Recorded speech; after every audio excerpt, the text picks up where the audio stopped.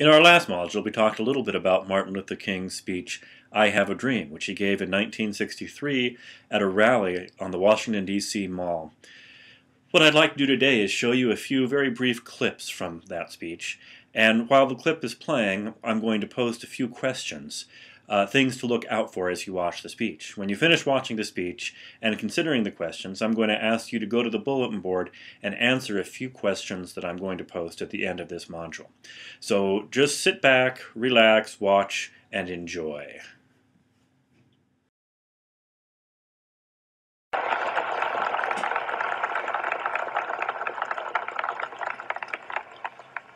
Fivescore years ago,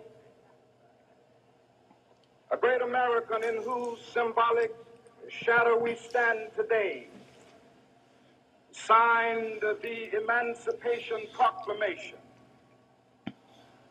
This momentous decree came as a great beacon light of hope to millions of Negro slaves who had been seared in the flames of withering injustice.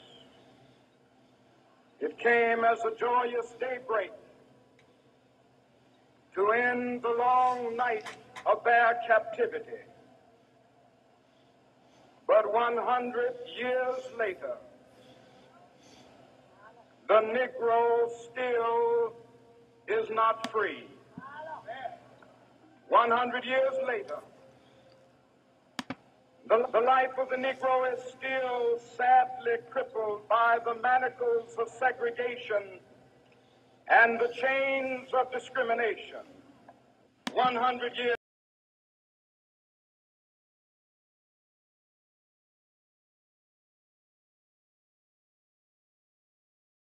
Since we've come to our nation's capital to cash a check, when the architects of our republic wrote the magnificent words of the Constitution and the Declaration of Independence, they were signing a promissory note to which every American was to fall heir.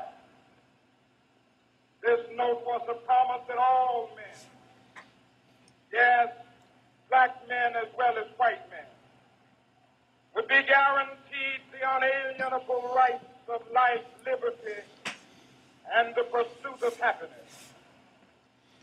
It is obvious today that America has defaulted on this promissory note insofar as her citizens of color are concerned. Instead of honoring this sacred obligation, America has given the Negro people a bad check, a check which has come back marked insufficient funds.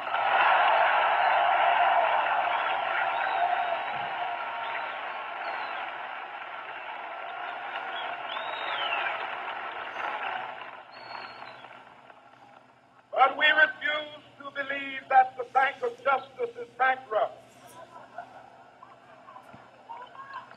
We refuse to believe that there are insufficient funds in the great vaults of opportunity of this nation. So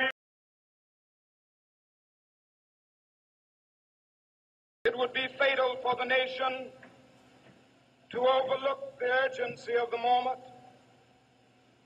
This sweltering summit of the Negro's legitimate discontent will not pass until there is an invigorating autumn of freedom and equality. 1963 is not an end, but a beginning.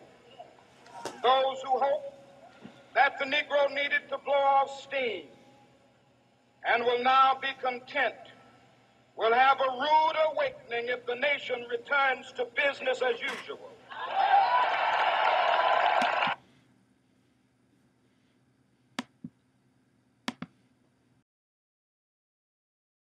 Something that I must say to my people who stand on the warm threshold which leads into the palace of justice.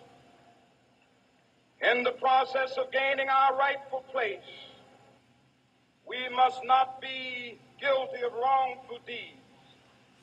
Let us not seek to satisfy our thirst for freedom by drinking from the cup of bitterness and hatred.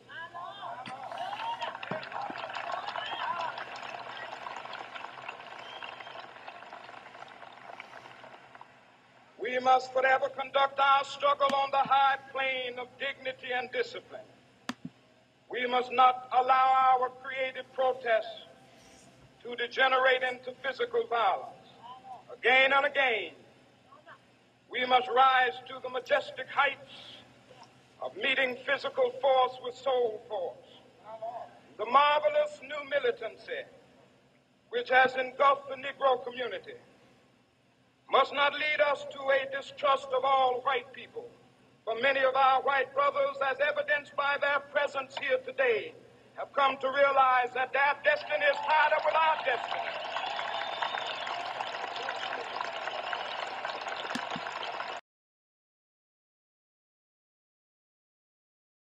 I have a dream that one day this nation will rise up and live out the true meaning of its creed. We hold these truths to be self-evident, that all men are created equal.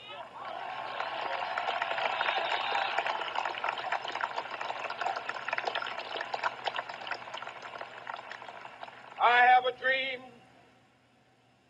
that one day on the red hills of Georgia, the sons of former slaves and the sons of former slave owners will they be able to sit down together at the table of brotherhood. I have a dream that one day, even the state of Mississippi, a state sweltering with the heat of injustice, sweltering with the heat of oppression, will be transformed into an oasis of freedom and justice. I have a dream. Let freedom ring from Stone Mountain of Georgia. Let freedom ring from Lookout Mountain of Tennessee. Let freedom ring from every hill and molehill of Mississippi, from every mountainside. Let freedom ring, and when this happens,